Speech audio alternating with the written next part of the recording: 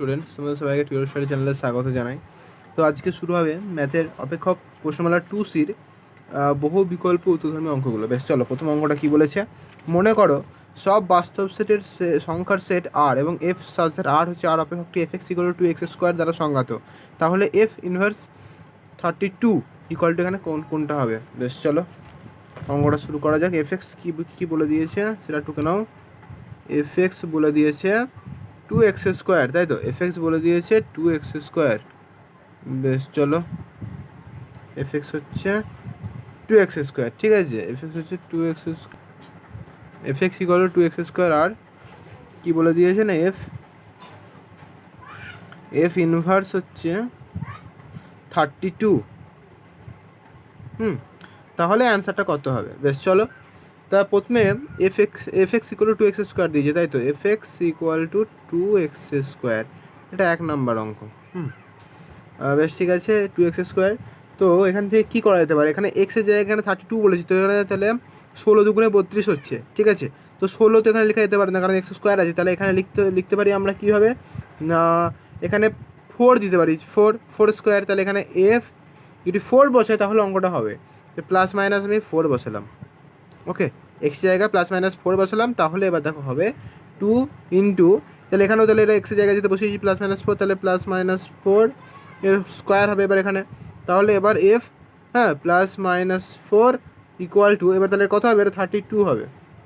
তাহলে এখান থেকে আমরা বলতেই পারি এদিকে এফ ইনভার্স থেকে যাবে, এফ ইনভার্স 32 হবে, মানে এদিকে নিয়ে এলাম। আর শুধুমাত্র এইটাকে এদিকে পাঠাবো, তাহলে কী হবে ব্যাপারটা, এফ ইনভার্স 32 চলে আসবে এদিকে, আর এটা এদিকে দিয়েছি, তাহলে প্লাস মাইনাস 4, ঠিক আছে। দেখো তাহলে প্লাস মাইনাস 4, দেখো অ্যান্সার আছে। এটা দেখো +4 -4, সামনে কিছু না থাকা মানেই প্লাস, ওকে। তো +4 -4 অ্যান্সার। এটা ক দাগের, এ দাগের অ্যান্সার, ওকে, এ অ্যান্সার। বেশ চলো, তারপর হচ্ছে 2 নম্বর কোশ্চেন কী বলেছে। 2 নম্বর কোশ্চেন বলেছে একটি অপেক্ষক এফ সাজ দ্যাট এ হচ্ছে বি এর বিপরীত অপেক্ষক নির্ণয় করা যাবে যদি এফ ইনভার্সের অস্তিত্ব থাকে, তবে এফ যে ধরনের অপেক্ষক তা হবে কি। আচ্ছা, আমরা এটা মুখোমুখি করা যাবে। এটা কি, এটা 2 নম্বর বলেছে এখানে এফ যে ধরনের অপেক্ষক, এটা আমরা কী জানি অঙ্কটা এখানে এক এক উপরিচিত্রের অপেক্ষক। তা এক এক উপরিচিত্রণ মানে তো উপর বাইজেক্টিভ, এটা 2 নম্বর হচ্ছে বাইজেক্টিভ অ্যান্সার। মানে এটা এক বা উপরিচিত্রণ হবে। তো এক আর উপরিচিত্রণ মানে আমরা কী জেনেছি আগে না, কনসেপ্টটা জেনেছি এক আর উপরিচিত্রণ হলে এটা বাইজেক্টিভ হয়, ঠিক আছে। এটা তাহলে সি নাম্বারের অ্যান্সার, সি দাগ হলো। বেশ, 3 নম্বর কোশ্চেন কী বলেছে। 3 নম্বর কোশ্চেন বলেছে, এটা দেখে নাও একদম, বেশি 3 নম্বর কোশ্চেন বলেছে মনে করো A equal to A B C D এবং এফ সাজ দ্যাট এ হচ্ছে এ অপেক্ষক নিম্নরূপে সংজ্ঞাত, F A equal to D, F B equal to A, F C equal to B এবং F D equal to C, তাহলে নিচের কোনটি সমান এফ ইনভার্স বি হবে। বেশ চলো, প্রথমে অঙ্কটা এখানে কী বলেছে সেটা লিখে নেবো। F A equal to D দিয়েছে, কি F A equal to D দিয়েছে, আর কি দিয়েছে F B equal to A, F B equal to A, আর F C equal to B, F C equal to B, ঠিক আছে। আর এখানে F D equal to C, F D equal to C, okay. তাহলে F inverse B কত হবে, তাহলে F inverse B কত হবে, এফ ইনভার্স বি কত হবে, তাই তো। বেশ ঠিক আছে, বেশ চলো অঙ্কটা তাহলে করো, 3 নম্বর অঙ্কটা। তাহলে এটা কী হবে না, এখানে দেখো প্রথমে এটা অ্যান্সার, প্রথমে দেখো এখানে কোনটা সমান বলেছে, মানে বি, এখানে বি চেয়েছে, তো বিটা দেখো কোনটা সমান, এই তো বি সমান, মানে বি চেয়েছে তো বিটা দেখতে হবে, তো বি এর সঙ্গে সি আছে, তো F C equal to B, তার অর্থাৎ এইটা, তাহলে F C equal to B লিখলাম, ঠিক আছে। এবার এই সি মানে এফ ইনভার্স এদিকে আনবো, ঠিক আছে। তাহলে সি এর মানটা যে করবো, তাহলে C equal to F inverse B হতে পারে, তো F inverse F inverse B -1, এটা -1 আছে উপরে, ঠিক আছে। তাহলে এফ ইনভার্স বি মানে এটা তো চেয়েছি, এফ ইনভার্স বি মানে সি, তাহলে এটাই অ্যান্সার, এফ ইনভার্স বি মানে সি, তাহলে সি এটাই অ্যান্সার, ঠিক আছে, এটাই অ্যান্সার। দেখে নাও 3 নম্বর হচ্ছে অ্যান্সার হচ্ছে সি, ওকে। তাহলে এটা ক নম্বরের, সি নম্বরেরই অ্যান্সার, এটা সি নম্বরেরই অ্যান্সার, ঠিক আছে। বেশ চলো, তারপর হচ্ছে 4 নম্বর অঙ্ক। 4 নম্বর অঙ্ক কী বলেছে মনে করো সব পূর্ণ সংখ্যার সেট জেড এবং F such that Z equal to Z অপেক্ষক F X equal to X square দ্বারা সংজ্ঞাত, তাহলে নিচের কোনটি এফ ইনভার্স -4 এর সমান হবে। বেশ চলো, চারটা কী বলেছে না, প্রথমে একটু এটাও এফ এক্স দিয়েছে এক্স স্কোয়ার, এফ এক্স দিয়ে দিয়েছে এক্স স্কোয়ার, ঠিক আছে। আর কি দিয়েছে না এফ ইনভার্স হচ্ছে -4, এফ ইনভার্স হচ্ছে -4, এর তাহলে সমান হবে তাহলে কখন, তাহলে F X equal to X square দিয়েছে তো, তাহলে এটা থেকে অঙ্কটা করবো। F X equal to X square, নিচে আরেকবার লিখছি F X equal to X square, ওকে।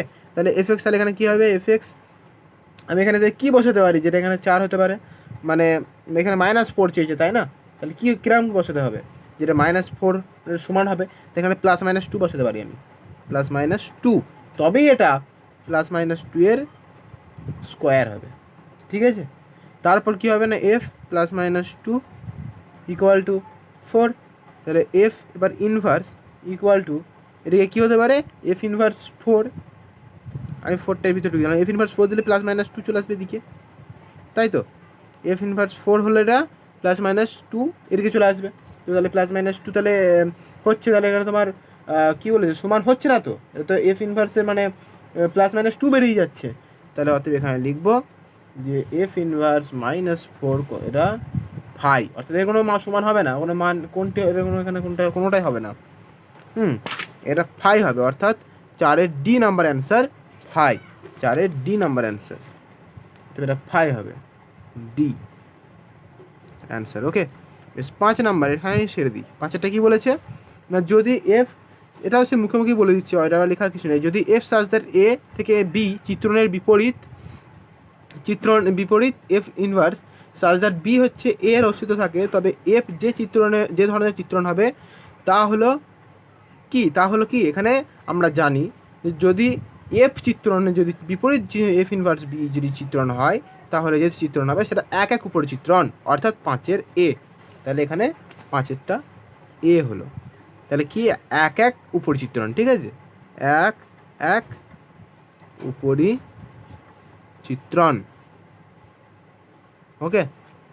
বেশ চলো, থ্যাংক ইউ। যদি ভালো লাগে এরপরে, হ্যাঁ ভালো লাগলে তাহলে ভিডিওটা লাইক করো, কমেন্ট করো, শেয়ার করো, থ্যাংক ইউ। আজকে শুধুমাত্র বহু বিকল্পই সারলাম, ভিডিওটা আর বেশি লেন্থি করলাম না, কারণ এরপরে বেশি অঙ্ক অনেক আছে, এরপরে না হয় অতি সংক্ষিপ্ত করতে গেলে ভিডিওটা অনেক বেশি লেন্থি হয়ে যাবে, তো এরপরে ভিডিওতে অতি সংক্ষিপ্ত সেরে দেবো, ঠিক আছে।